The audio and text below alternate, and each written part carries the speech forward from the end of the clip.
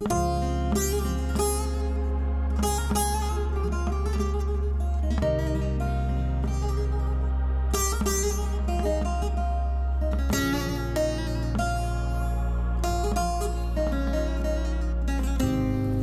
İstanbul! Yeryüzü kendini okyanus ilan etse, sen o okyanusun kalbi değil misin? Ey İstanbul uyan! Sen ki 7 kardeşin aşık olduğu köylü güzeli, sen ki 7 üvey evladın öz annesi. Sen değil misin 4 kutsal kitaba vaaz veren, 18.000 alemi bağrına basan,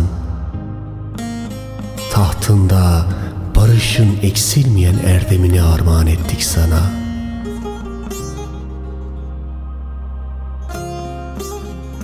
Yedi halifeye aşk saltanatının hutbesini okutan sen değil miydin?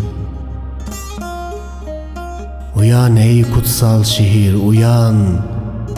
Uyan ki gör bu yaşanan yalanları. Ey fethedilmesi peygamber vasiyeti olan şehir! Biz seni fethettik, sen de gönülleri fethedesin diye.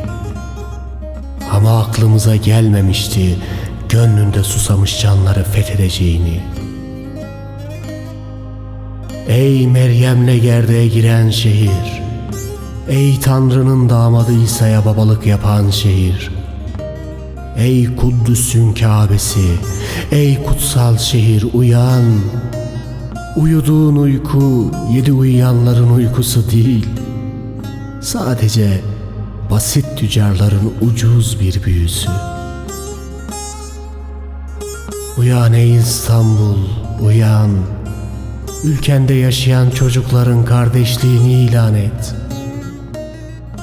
Ya eski İstanbul ol, ya da yak kendini ey İstanbul.